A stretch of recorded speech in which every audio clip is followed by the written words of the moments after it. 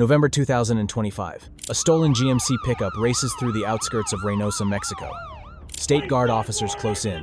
Gunfire erupts. The vehicle crashes into a utility pole. 5 bodies, all cartel members. One of them wears a pink shirt, tactical vest covered in patches. The patches show a familiar face, the horror movie doll Chucky. This wasn't a movie prop. This was her signature. By sunrise, her TikTok username LaChucky11 had become a headline the entire country knew. But who was the girl behind the mask? Before the darkness, Karina grew up in Reynosa, one of Mexico's most dangerous border cities. Poor household, broken neighborhood, violence everywhere. She had an older sister, Nayeli, known as La Chata, the only steady thing in her chaotic world. While most children played outside, Karina stayed inside watching horror films. Specifically, the Chucky franchise, over and over and over.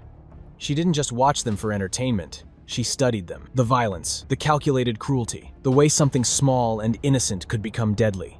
She started collecting Chucky dolls. Not as toys, as companions. People who knew her back then remember one disturbing detail. She talked to those dolls like they answered back. The breaking point. Karina's sister Nayeli died. The circumstances were vague, suspicious. The case closed quickly. For Karina, losing Nayeli wasn't just grief. It was the final crack in something already fragile. The girl who followed her sister everywhere began drifting away from reality. She stopped playing outside, stopped talking to people. Her obsession with Chucky deepened. More dolls, more movies, more time alone in a room lined with images of a killer. Then she started disappearing. First for hours, then days, then weeks. By the time she resurfaced, she wasn't Karina anymore. She had become something else entirely. Entering the cartel world. The Gulf Cartel operates differently than other Mexican cartels. They recruit young, they recruit broken, they recruit disposable. Karina started as a halcon, a hawk, the lowest rank. Her job, stand on street corners, watch for police, report rival cartel movements. Long hours, dangerous work, terrible pay. Most halcons panic when things go wrong. Not Karina. She watched everything with blank, doll-like eyes.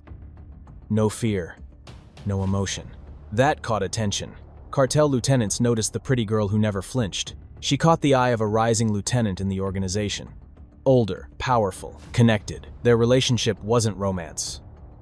It was strategic. He opened doors, gave her access, taught her things others fought years to learn. Karina absorbed everything like someone who'd been preparing her whole life. The social media Sicaria. By 2024, Karina had transformed into something unprecedented. She created a TikTok account, LaChucky11. Full tactical gear, assault rifles, narco corrido songs playing in the background. She posed with weapons, showed off her looks, flaunted the cartel lifestyle. And in almost every video, the Chucky patch on her vest. Her personal logo. The videos went viral, millions of views. An active Sicaria, a hitwoman casually uploading content like a fashion influencer.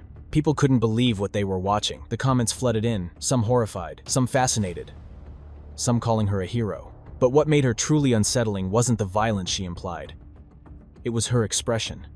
That same blank stare from childhood. The nothing scares me look she'd had since she was a little girl. She wasn't performing toughness. She was showing who she actually was. The rise of female cartel members. LaChucky wasn't alone. Across Mexico, more women were entering cartel ranks. Not just as girlfriends or cooks, as active killers. La Catrina, La Guerra, La Sicaria, the infamous Mujercitas. Female assassins have become major assets for cartels.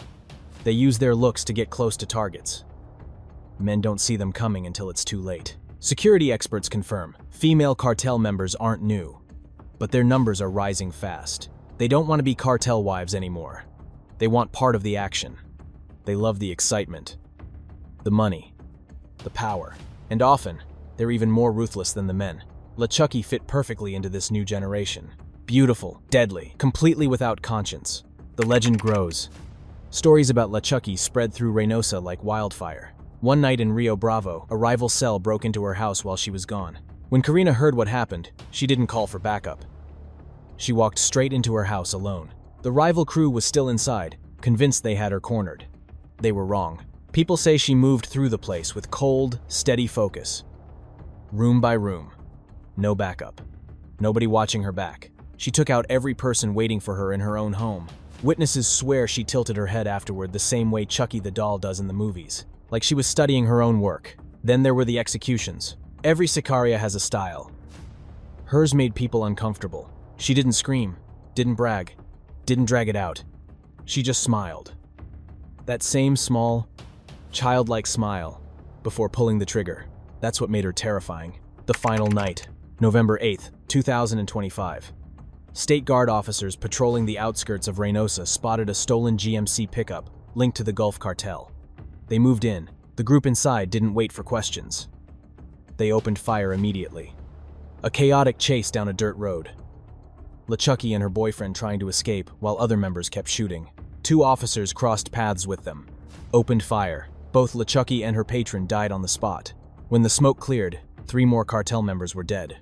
The police inventory afterward looked like a small war. Multiple rifles, dozens of magazines, tactical gear, radios scattered across the wreckage. No officers were hurt. 5 cartel members gone. At least that's the official version. The conspiracy theories. Some people don't believe she's actually dead. She had faked her death once before in 2019. Maybe the second act didn't go as planned. Conspiracy theories flooded social media.